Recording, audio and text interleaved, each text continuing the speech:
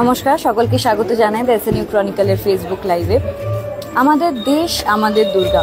1942 quit India মুভমেন্টে যারা নারী শক্তিরা ছিলেন তারাই কিন্তু এই প্যান্ডেলের থিম হয়ে উঠেছে এই বছর 2025 দুর্গা উৎসবে। ভাবছি নিশ্চয়ই কোন প্যান্ডেলের কথা বলছি।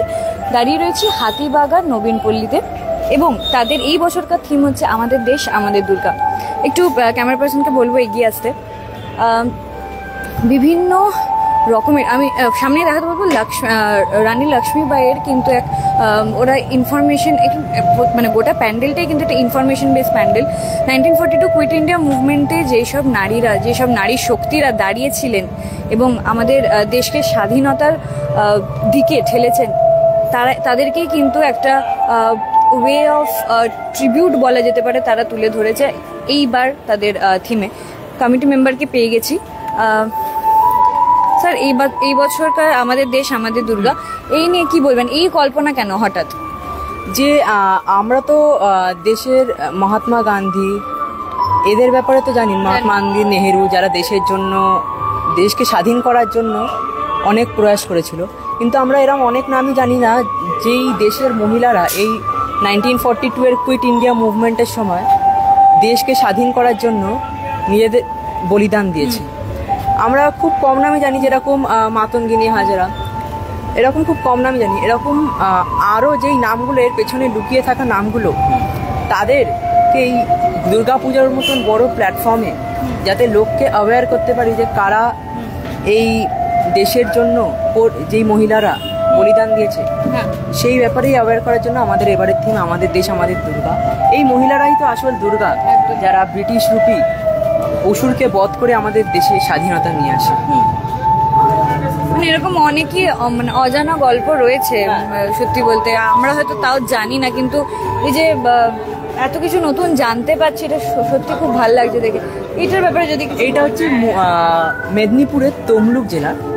তমলুকের কিভাবে মানে ব্রিটিশরা সেই সময়ের মহিলাদের যারা ওদের আগেনস্টে বিপ্লব করতে গেছিলেন, কিভাবে অত্যাচার করতো। ইনি একজন 5 মাসের প্রেগনেন্ট ওমেন, ওনাকেও কিন্তু ওনারা ছাড়েনি, কারণ উনি সেই প্রোটেস্টের সাথে জড়িত ছিলেন। এখানে আমরা দেখতে পাবো ডান দিকে, এখানে কনকলতা বড়ুয়ার একটা ফটো। উনি 17 বছর বয়সে একটা থানা দখল করতে গিয়ে ব্রিটিশের গুলিতে আঘাত হয়ে মারা যান, কিন্তু তিনি শেষ অবধি দেশের পতাকা মাটিতে ফেলতে দেননি যতক্ষণ উনি বেঁচে ছিলেন।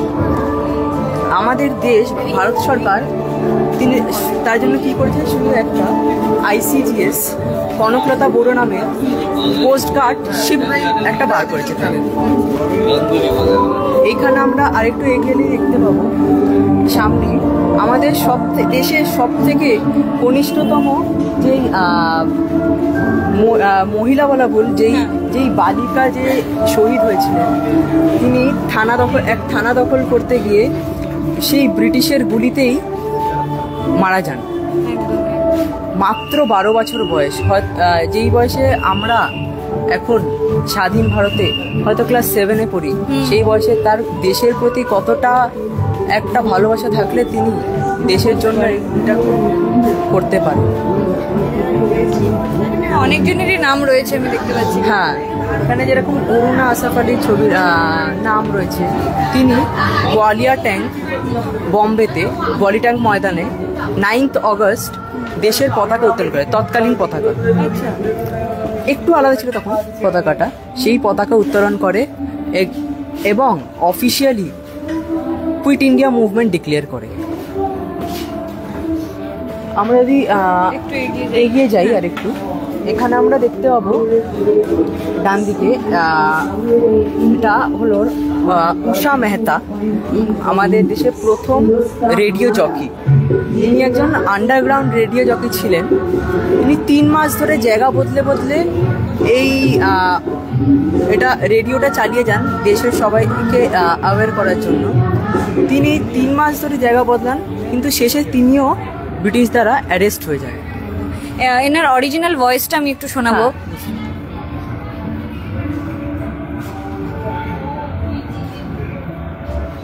This is the Congress Radio speaking from somewhere in India on 42.34 meters. Hindustan Hamara.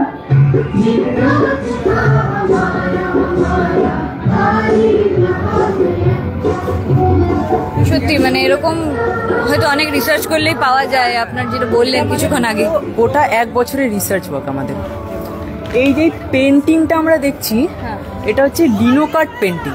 আচ্ছা, সেই সময় 1942 টু 1944 চিত্তপ্রসাদ ভট্টাচার্য নামের এক ব্যক্তি ছিলেন, তিনি এই পেন্টিংটা শুরু করেন আমাদের। সেই পেন্টিংটা সেই সময় খুব জনপ্রিয় ছিল, কারণ সেই সময়ের যারা প্রোটেস্ট করতে ব্রিটিশদের এগেনস্টে পোস্টার বানানো এইসবের জন্য খুব স্বল্প টাকা পয়সা ছিল, খুব কম বাজেটে করার জন্য তারা একটা জায়গায় আলতাতে এই জিনিসটা এঁকে ওর ওপর পেপার দিয়ে ওই ছাপটা তুলে এরকম পোস্টার প্ল্যাকার্ড তৈরি করতো। এখানে অনেকজনের নাম এটা হচ্ছে পুরো ভগিনী সেনা তৈরি হয়েছিল তাম্রলিপ্ত জাতীয় সরকারের আন্ডারে। তো সেই ভগিনী সেনার যেই মেম্বাররা ছিল তাদেরকেই আমরা এখানে রেখেছি। ওপরে দেখবো, ওপরেও সবাই যাদের ছবিটা দেখছি তারা সবাই ভগিনী সেনারই মেম্বার। তারা এখানে আমরা দেখি ব্রিটিশদের এগেনস্টে হাতে পতাকা তুলে ব্রিটিশদের এগেনস্টে প্রোটেস্ট করছে, ব্রিটিশ ভারত ছাড়ো।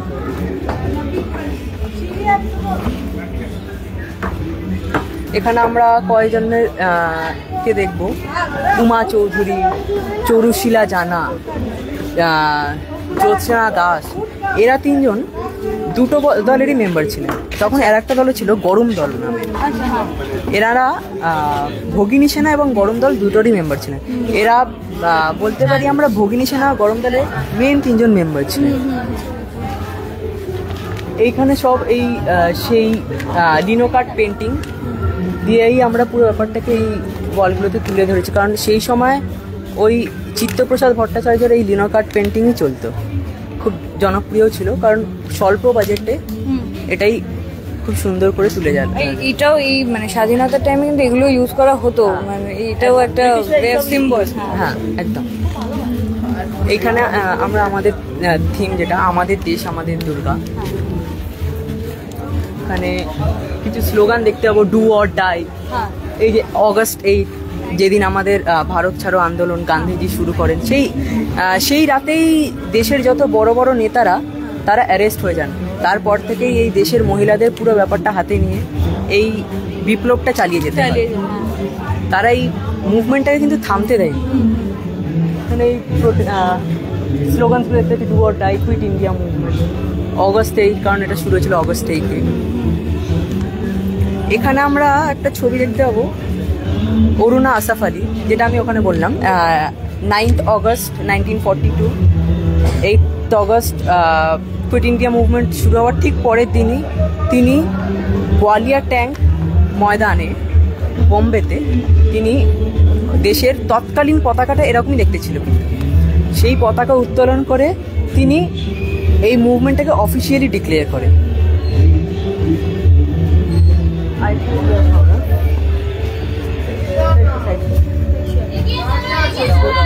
একটু দুর্গা প্রতিমার দিকে আমরা এগিয়ে যাই, এবং দুর্গা প্রতিমায় আমি যেটা দেখতে পাচ্ছি, অসুর বলো বা যাই বলো, এদের কিন্তু ব্রিটিশ হিসাবে এখানে দেখানো হয়েছে। আমরা অসুরটাকে ফুটিয়ে তুলতে চাইছি ব্রিটিশদের রূপে।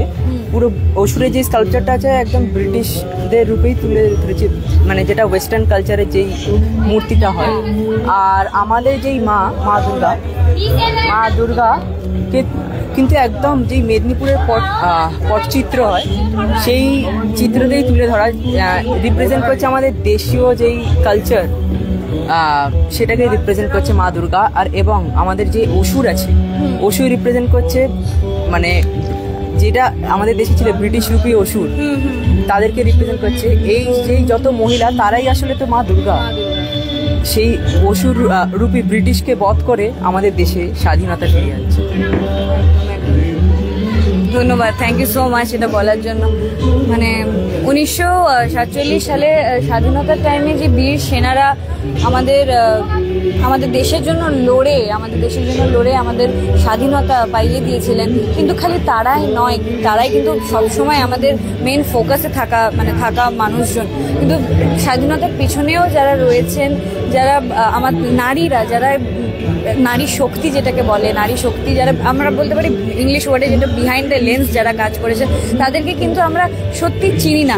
সেটাই কিন্তু ফুটিয়ে তুলেছে এইবার হাতিবাগান নবীন পল্লী। খুবই ভালো লাগলো। একবার বলবো যদি একটু দেখাতে, এটাই খুব একটা সুন্দর লাগছে যে নারী শক্তিকে তারা ফুটিয়ে তুলেছে এবং অসুরকে কিন্তু তারা ব্রিটিশ হিসাবে তারা দেখিয়েছে এবং নারী শক্তিই কিন্তু শেষমেশ বধ করেছে অসুরকে, এবং অসুর এখানে ব্রিটিশারদেরকে বোঝানো হয়েছে। নারী শক্তি না হলে কিন্তু আমরা সত্যি স্বাধীনতা পেতাম না। এবং নারী শক্তি মানেই কিন্তু দুর্গা শক্তি, দুর্গা কিন্তু সবসময় আমাদের সহায়। ক্যামেরায় ঐন্দ্রিলার সাথে আমি অন্বেষা, হাতিবাগান নবীন পল্লী থেকে। The cinema chronicle, refreshingly different.